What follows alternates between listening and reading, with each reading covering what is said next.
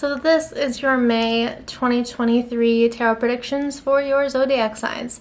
I prefer you apply your own sign. You can apply whatever you want to apply. Free country. So today we're going to start off with mutable signs. I have the Emperor reversed. I have the Devil reversed. The Hermit reversed. The Lovers. The Sun. The Tower. And the Chariot reversed. So the biggest theme around this month for you is I feel like you're blowing off a lot of responsibilities. You're not being that disciplined with yourself or with your spending. And I feel like you have kind of pushed a lot of productivity to the background. Long story short, I feel like you are going to be going through this period of, for so long, I feel like you have been overworking. You've been very meticulous with your responsibilities, very disciplined with your finances. And I think like just you are so fatigued and burnt out from doing this extreme kind of restrictiveness on spending and enjoying life and overworking that you are just exhausted. So this month is intense for you because you are kind of burning out full throttle, but now it's just like you only want to focus on the fun. You couldn't care less about your job obligations, about your expenses. Like you're in this mindset of like, I need to blow off steam and I'm going to do it and nothing's going to stop me. Meanwhile, while this is happening, you're also having this really like heated, perhaps romantic interaction with someone. If you're single, maybe you have like a few people that you have in mind that you're having fun with. If you're in a relationship, maybe your relationship's heating up. I feel like there's a lot of romance or love. There's a lot of joy. And now if this is not a romantic connection, it could be like you're just really vibing with platonic friendships, and I feel like you're only focused on that. You're only focused on your romantic life or your friendships and just like having fun and being around people all the time. I'm very concerned because I feel like you are so full throttle and you've spent so many months and perhaps even years just so focused on like not going out on the weekends, not going out after work, staying home, saving your money, not spending on anything, not treating yourself on anything, being super like to yourself, and now you're just kind of throwing like everything out the window. I'm worried because you're not prioritizing balance enough this month, and I think if you are just so revved up to be impulsive, eccentric, adventurous, you could crash. You could burn yourself out. I think it's okay to have fun with people. I think you've been kind of to yourself for so long that you're just ready to like have a good time and be social, and you deserve all of these things, you really do, but you can't lose yourself in these things. I think you're so passionate and you're so dedicated to anything you have your mind focused on.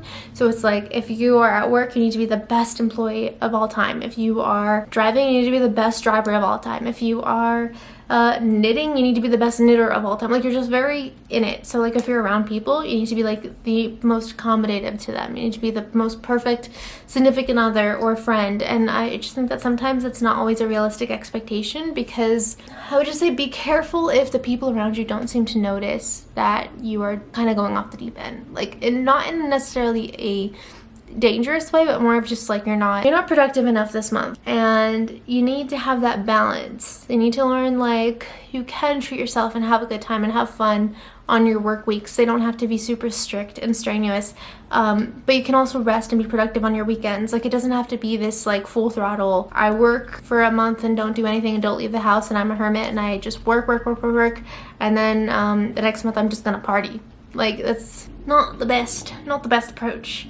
So I would say this is a really good month to remember your goals and the things that matter most to you, and how you can continue to not neglect those things based on your needs in the immediate moment. Yeah, that's the biggest message for you this month. Signs, this reading is for you. We have the Hierophant reversed. We have the Empress reversed. We have the High Priestess reversed. We have the World reversed. I have an idea of where this is going. The Hangman. Death reverse. It makes sense that you guys would be going through this though, because eclipse season is the funkiest with fixed signs. So tarot is taroting. Love that. The Moon, and then the Magician reversed. Okay. So if someone hasn't told you already, I feel like everyone talks about this, but maybe some people don't know. But if you're like, I should manifest around the eclipses, please stop it. Do not do that. Please, I beg, because it's not gonna go well for you. And the fact that the Magician reverse is also here saying like your manifestations are funky right now. What you're sending out into the world is funky. It's not the best. So maybe put that off for now. Shelf manifestation work until late May to June. Preferably June. Sounds safer. I feel like this month focuses on a relationship or a a person, which is kind of funny because mutual signs are really focused on people right now too, although I feel like for them it's more of like having as much fun with people, and for you it's like being under someone's thumb. I feel like there's a person in your life who is super bossy and picky and insufferable, and I do believe you care about them because I have the High Priestess and the Empress reverse, so I feel like you feel like it's a good cause. You feel like you're dedicating yourself to someone that you really believe in and you care about, even if they drive you insane. It's a really toxic and dysfunctional relationship because I feel like you are, first of all, you're way more invested than this person is. This person puts more energy into telling you what you should and shouldn't do, or criticizing you, or just being kind of like a negative influence in your life in so many ways.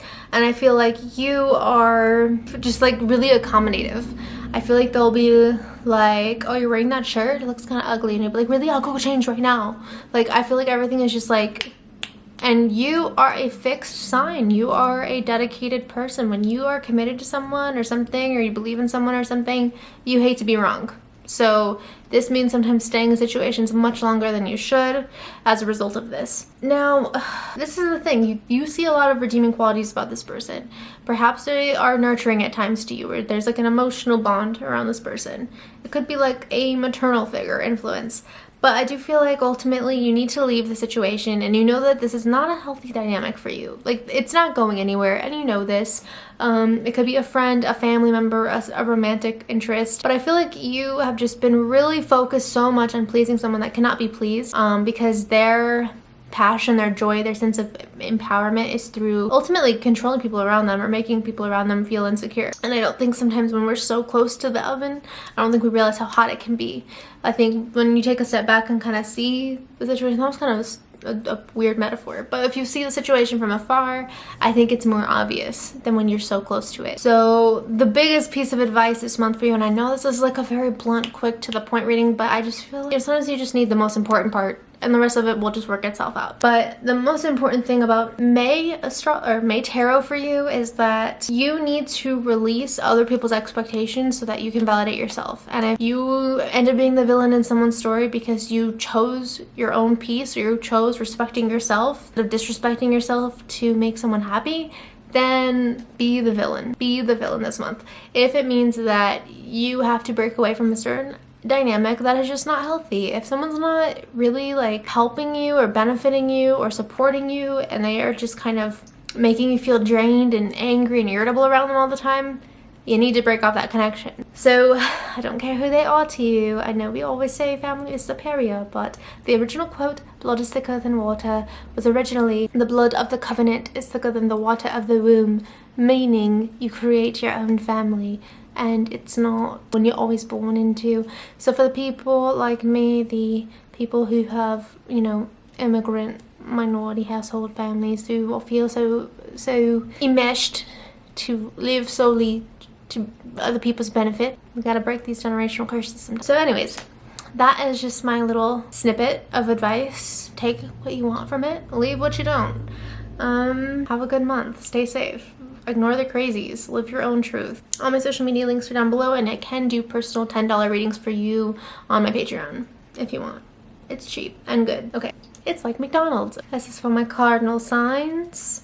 I have Judgment reversed. I feel like everyone is just throwing caution to the wind this month. The Fool reversed. Never mind. You are very aware. The Star. That's positive. Strength. Ooh. Justice. Ooh. Temperance. The Wheel of Fortune reversed. Okay. Cardinal signs, I really like this spread for you. I feel like you guys have the most positive spread this whole month out of all the other signs. So pat yourself on the back. No, but you know how like in tarot readings or in like any kind of life advice people give you, you hear like people say like, you have to break this habit, you have to stand up for yourself. You have to like break this connection with someone if it's not healthy for you. You have to break out of this routine or this cycle if it's not healthy for you.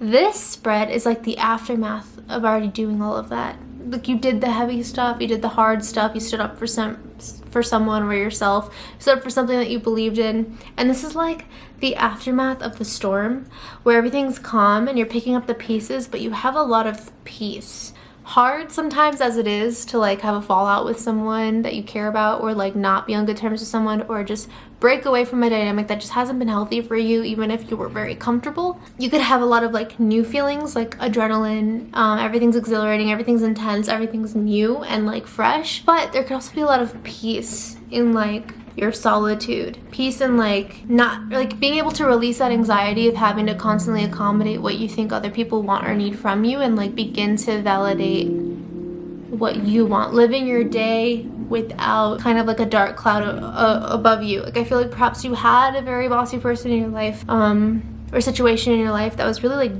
dictatorship, determining of how you should do things. Everything had like an opinion, everything had a reaction, and it just felt so heavy. And like this is a period of time where you're now able to just breathe. You're able to get in the car, go wherever you want, and there's not like people watching your every move, people judging your every move, because I feel like you made that like severance, like you've cut things off in your life recently that made you feel like trapped or caged, and now you have that like freedom.